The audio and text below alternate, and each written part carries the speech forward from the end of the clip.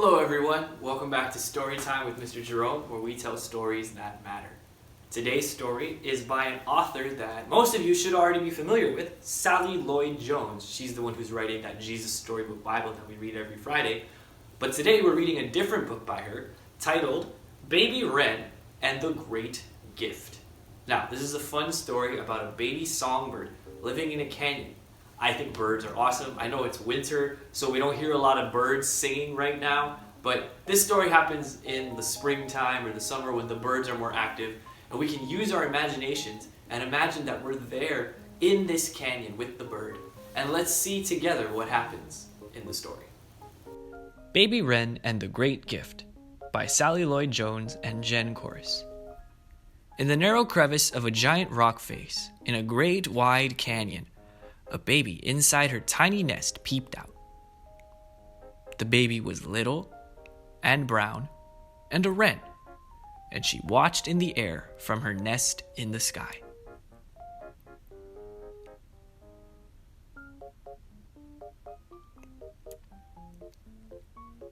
And the world was filled with such wonderfulness. Monarchs in the milkweed, breezes in the switchgrass, and a glittering river that ran on. The baby hopped out onto the ledge. Just then, in a flash of blue, a kingfisher dived down into the river and came up and out with a fish. "Oh," said the tiny wren, "how wonderful! Come fishing with me," the kingfisher said. "But I can't dive," said the baby. The kingfisher flew low over the water and away. "Why aren't I a kingfisher?" wondered the baby. "So I could fish too."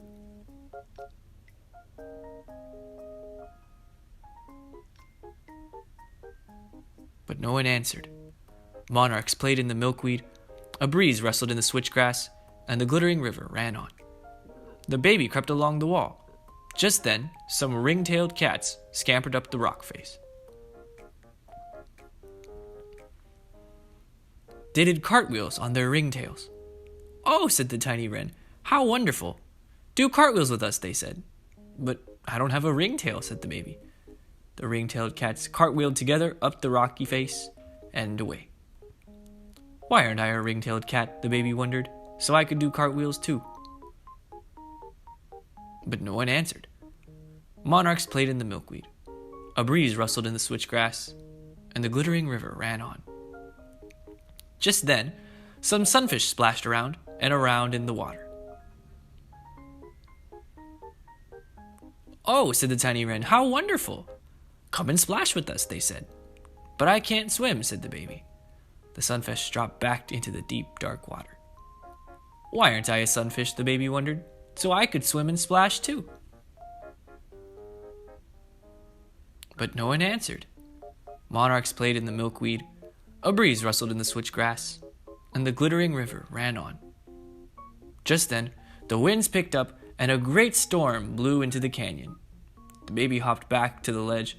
High above her, 2 eagles circled in the sky. "Oh," said the wren, "how wonderful! Come and see the thunderclouds," they said. "But the storm is too big for me," said the baby. The eagles soared higher and higher and away. "Why aren't I a brave eagle?" the baby wondered. "So I could fly in the stormy sky. What can I do that's wonderful?" she asked.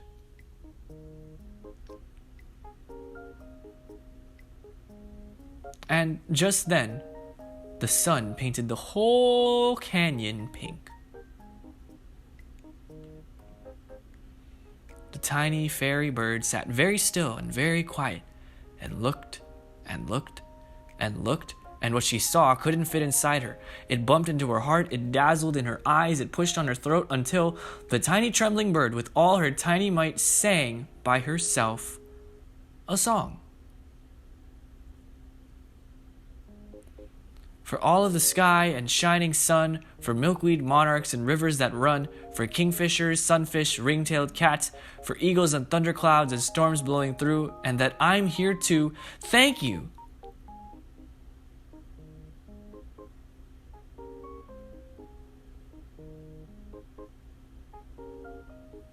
And her bright carol reached down to the river and leaped off the cliff walls and soared into the sky. "You are only little," called the eagles, But your song is bigger than the whole canyon. How wonderful!" And the kingfisher dived, and the ring-tailed cats climbed, and the sunfish splashed, and the eagles soared, and a little wren filled the air with singing.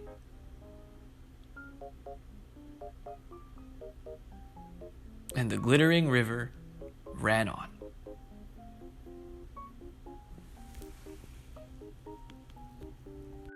The baby bird watched all those other animals doing those cool things, and it said, "Why can't I do any of those things? After all, I'm just a little baby wren, right?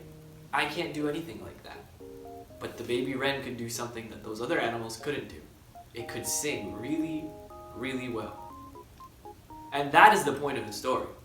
I hope you remember that. No matter who you are, no matter what you do, you are special. And there is something that you can do that you're good at.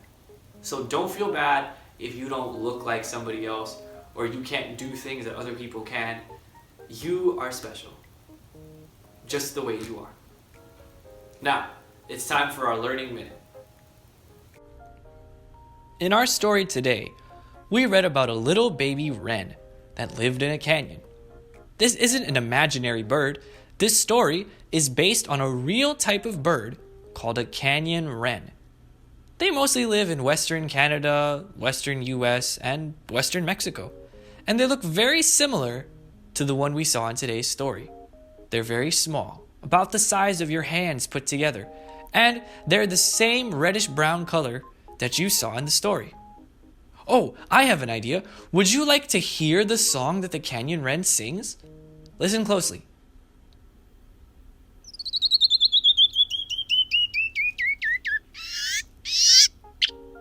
That's the song of the canyon wren.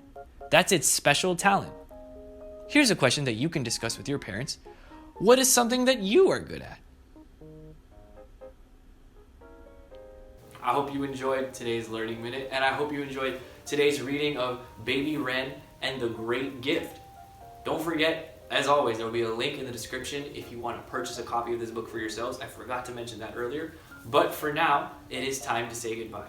Have a great week. We'll see you again this Friday at 7 p.m. for another story that matters. Stay safe. Don't forget to like and subscribe, and have a great day. Goodbye.